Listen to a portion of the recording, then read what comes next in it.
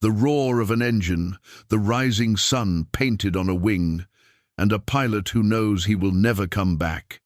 By the final year of the Pacific War, Japan was running out of everything: fuel, ships, even trained men. But what they did not run out of was desperation. So commanders created a weapon unlike any other, a weapon made not of steel, but of flesh and blood. Thousands of young men were told their destiny was to crash their aircraft into enemy ships.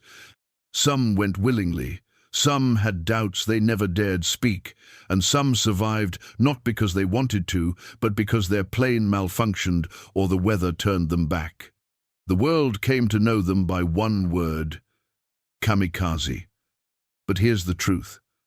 Were they really fearless volunteers or trapped victims of a dying empire?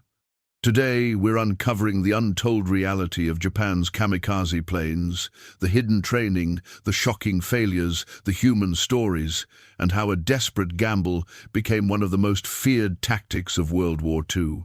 By the autumn of 1944, Japan was cornered. The mighty Imperial Navy once feared across the Pacific was a shadow of itself. Battleships lay at the bottom of the sea. Carrier pilots were dead or exhausted, and American forces were closing in, island by island. Fuel reserves almost gone. Aircraft production slowing to a crawl. The planes rolling off factories were lighter, weaker, and flown by men who barely had 100 flight hours. Some couldn't even land without crashing. The defeat at the Marianas and then the crushing blow at Leyte Gulf sealed Japan's fate. They could no longer fight America in a traditional battle. The losses were staggering: 4 carriers, 3 battleships, and hundreds of aircraft destroyed in a matter of days. Desperation filled the war rooms in Tokyo. High command asked themselves, how do you fight an enemy that has more of everything: ships, planes, fuel, men? The answer was grim. You don't outfight them. You outdie them. And so, a chilling idea began to circulate. If a single plane could ram into a carrier, maybe it could sink it. If one pilot could destroy a warship at the cost of his own life, perhaps thousands more could bleed America into submission. It began not with a grand plan, but with a shocking suggestion. At Leyte Gulf in October 1944, Japan faced the largest naval battle in history. American carriers filled the sea, and Japanese commanders knew they couldn't win a straight fight.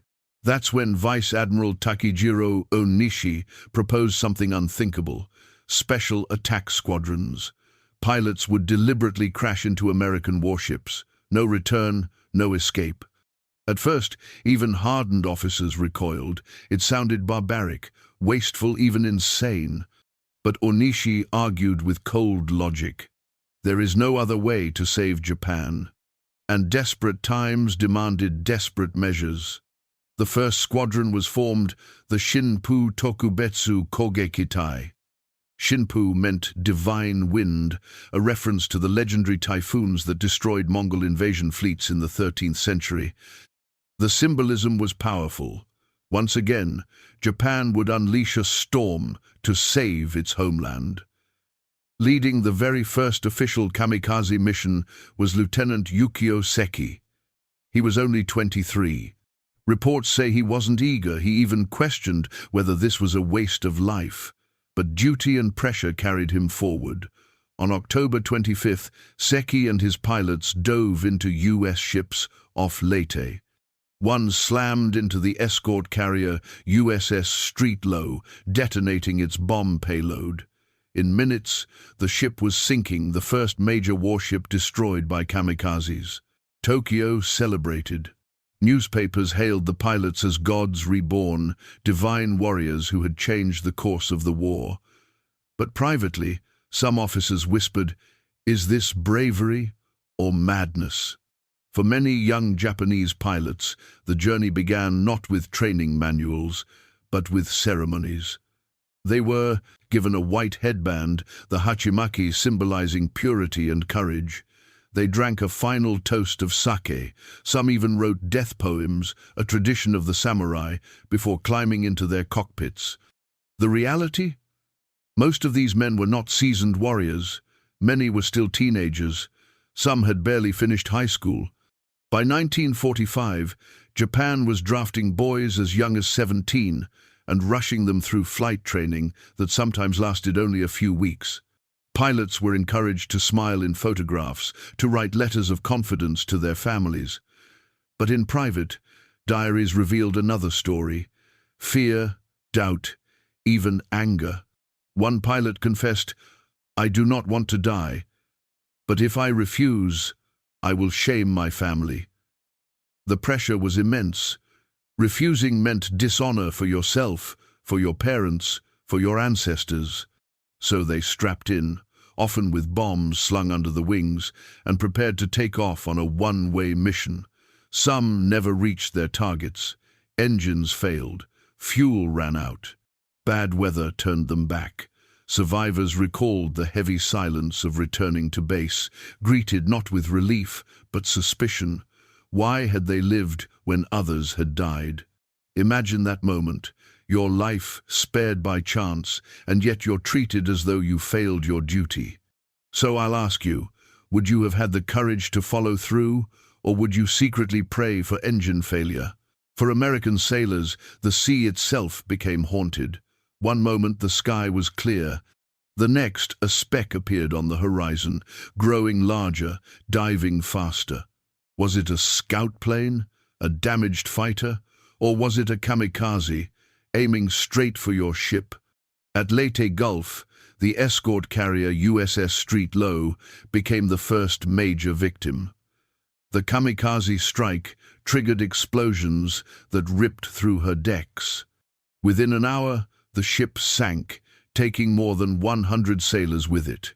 Word spread fast. Soon, every carrier, cruiser, and destroyer braced for the possibility that the next speck in the sky was death itself. Gun crews fired at anything that moved. Some sailors admitted they were so shaken they opened fire on harmless shadows or misidentified planes. Imagine being on deck when alarms blared, sirens screamed, anti-aircraft guns thundered as a Zero dove straight toward you, flames trailing behind it. Even if you shot it down, pieces of wreckage, wings, engines, burning fuel still rained onto the deck. The kamikazes didn't sink the U.S. fleet, but they created a psychological terror few other weapons achieved. Officers described young sailors trembling, unable to sleep, always staring at the sky. And that raises the question, true or false, kamikazes scared U.S. sailors more than submarines or artillery ever did. What do you think? They didn't stop at pilots. Japan tried to build death itself into steel. When the planners realized ordinary fighters weren't always enough, they began designing machines made only for one purpose: to hit and explode. The most famous was the Yokosuka MXY-7 Oka, the cherry blossom. On paper, it was terrifyingly simple: a small, rocket-powered sled with a warhead, carried beneath a mother plane, released near the target, then rocket to the carrier at terrifying speed. Close in, and nothing could stop it. But the reality was harsher. The Oka needed a bomber to carry it. Those bombers were slow, they were easy targets. Before the Oka could launch, American fighters were often already slicing through the escort plane. Many Okas never left their motherships. When they did, some hit, many did not. Then there were the sea weapons. The Kaiten human torpedoes were a grim inversion of naval warfare. A torpedo you steered from inside, a man who guided a missile of steel into a hull below the waterline. No return. And the Shinyo explosive speedboats, small, fast, packed with TNT, driven by a single sailor straight toward Allied landing craft. Up close they were nightmares: a boom, a spray of flame, men thrown into the sea. Engineers also tinkered with remote and improvised designs. Planes stripped of armor, packed with extra explosives, with pilot comfort sacrificed for payload. Rockets bolted to planes, Any idea that promised more speed or more explosive force was tested, yet most of these desperate innovations failed when reality hit. The Oka looked deadly in test photos. In the chaos of combat, it often failed. The mother planes were too vulnerable. Escort fighters found them long before launch. Weather and navigation problems left many Okas off course. When an Oka did reach a ship, it could still be shot down or damage only the superstructure instead of sinking the vessel. Kaiten attacks sometimes sank small ships, sometimes did nothing. Many operators died without finding a target. The Shinyo boats could be stopped by a single, accurate gun. Many crews were caught before impact. Worse for Japan, these weapons cost resources, skilled men, materials, training that the country sorely lacked.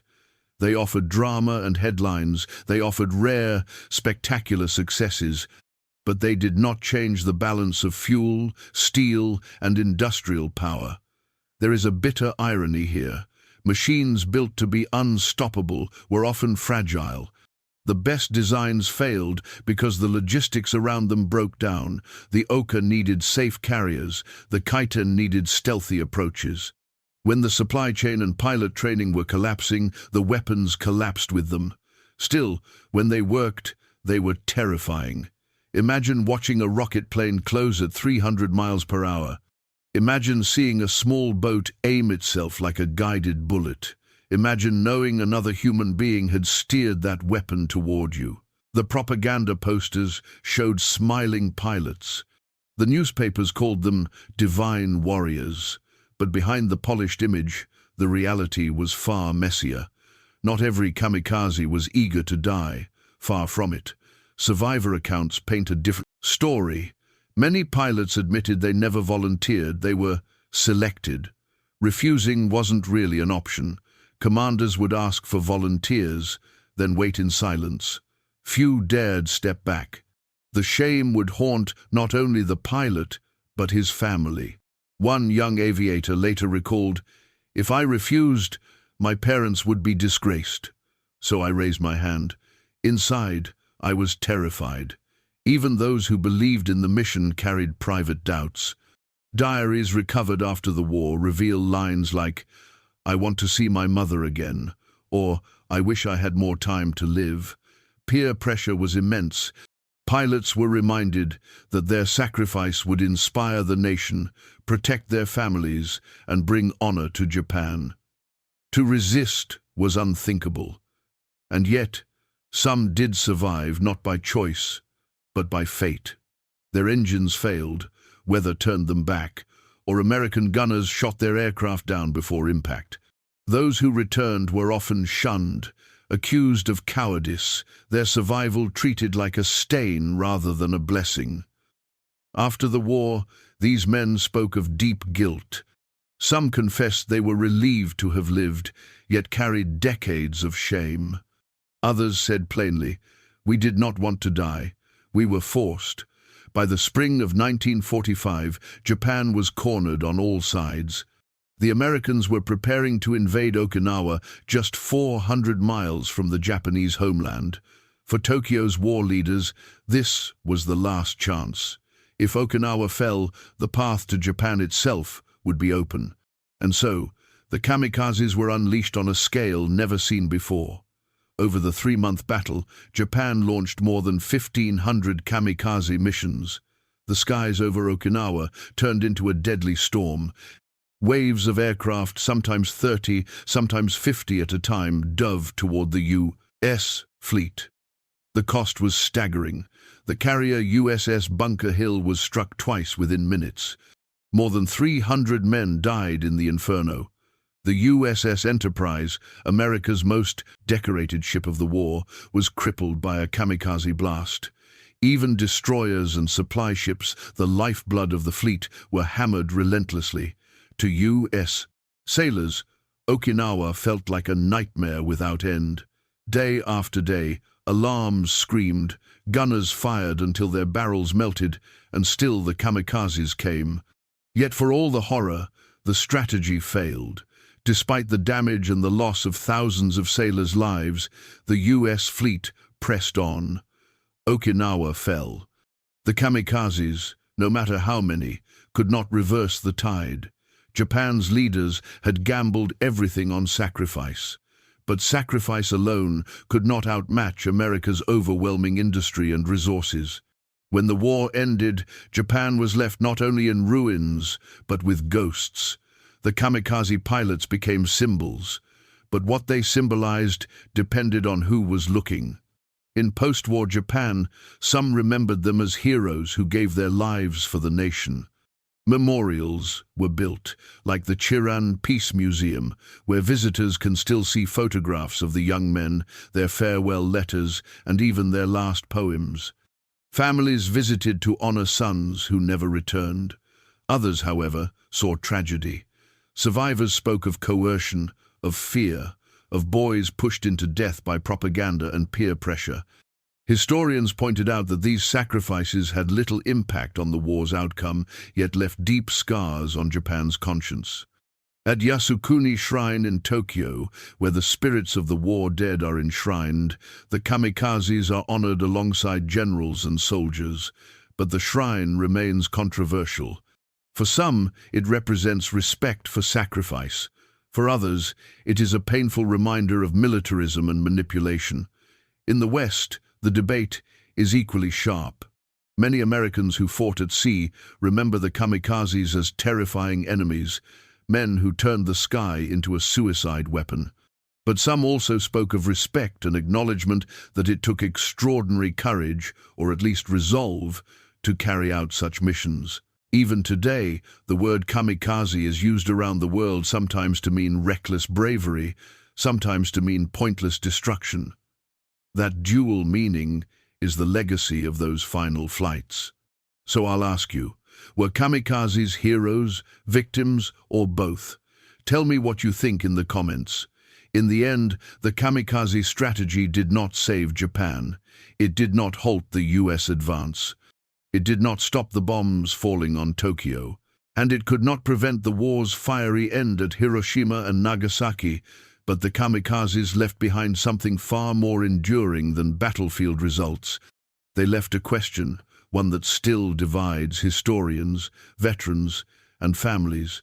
Were these pilots warriors of honor, carrying forward a tradition of sacrifice? Or were they victims of a collapsing empire, pushed into death by leaders who refused to surrender? The truth may be both. The kamikazes remind us of the terrible extremes war can demand and the human cost of desperation.